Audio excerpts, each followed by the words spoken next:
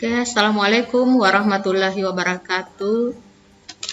Pada video kali ini kita akan membahas mengenai istilah-istilah di dalam pewarisan sifat.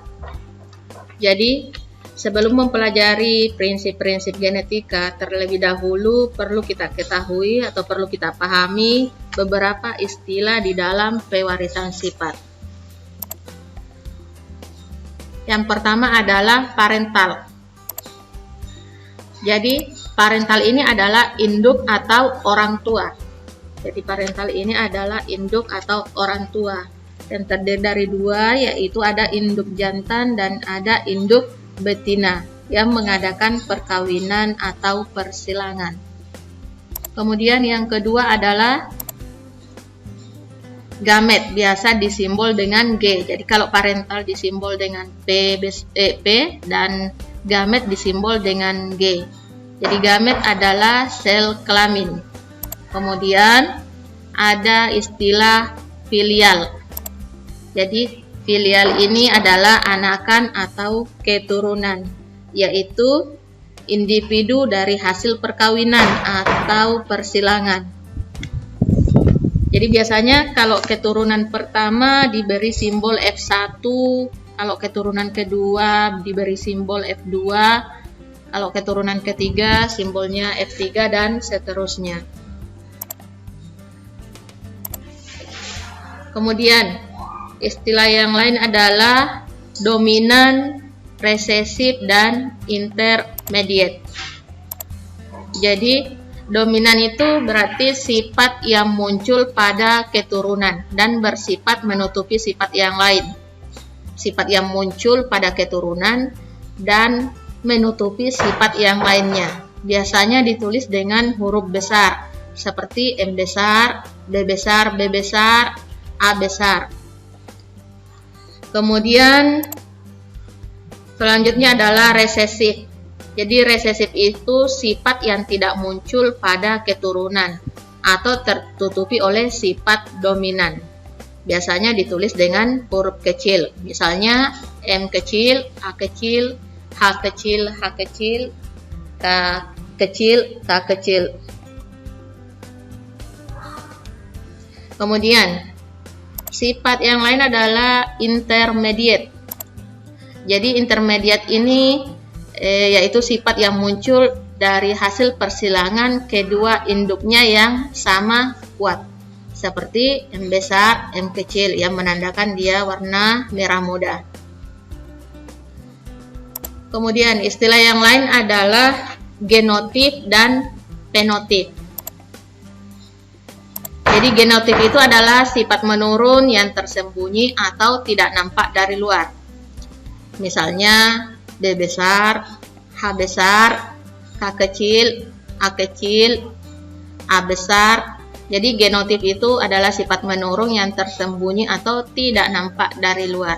Karena dia tidak nampak dari luar, maka biasanya disimbol dengan huruf. Biasa dia disimbol dengan huruf. Kemudian ada istilah fenotip. Jadi fenotip itu sifat menurun yang kelihatan atau nampak dari luar. Jadi secara fisik dia kelihatan. Misalnya tentang warna kulit, bentuk, apakah warna kulitnya hitam, coklat, atau warna kulitnya putih, itu bisa kita lihat. Tetapi kalau genotip, maka sifatnya tidak nampak. Jadi dia hanya disimbolkan dengan huruf saja. Kalau dia fenotip, maka secara fisik dia nampak. Misalnya bentuk suatu bentuk, warna kulit, apakah misalnya bentuk mata sipit atau bentuk mata bulat atau yang lainnya. Kemudian tentang rasa juga, apakah rasa buah itu asam, pahit, atau yang lainnya. Kemudian istilah yang lain adalah homozigot dan heterozigot. Jadi homozigot itu adalah zigot yang memiliki pasangan gen yang bersifat sama. homozigot itu adalah zigot yang memiliki pasangan gen yang bersifat sama. Itu berasal dari kata homo. Kalau biasanya kan homo itu sama. Jadi kalau homozigot itu zigotnya punya pasangan gen yang sama. Nah, kemudian kalau homozigot dominan, biasanya homozigot dominan itu seperti M besar, B besar, B besar. Kalau dia homozigot resesif biasa dituliskan M kecil, H kecil, H kecil. Kemudian heterozigot. Jadi heterozigot itu adalah zigot yang memiliki pasangan gen yang sifatnya tidak sama. Misalnya M besar, M kecil, B besar, B kecil, H besar, H kecil. Jadi pasangan gennya hetero atau tidak sama. Tadi kalau dia homozigot, pasangan gennya ini sama, apakah sama-sama huruf besar atau sama-sama huruf kecil. Kalau dia heterozigot, maka pasangan gennya tidak sama. Misalnya M besar, M kecil, B besar, B kecil. Kemudian istilah selanjutnya adalah monohibrid dan dihibrid. Nah, mono artinya kan satu. Jadi kalau dia monohibrid berarti persilangan antara individu sejenis dengan memperhatikan satu sifat beda. Jadi cuma ada satu sifat yang kita tinjau di sini.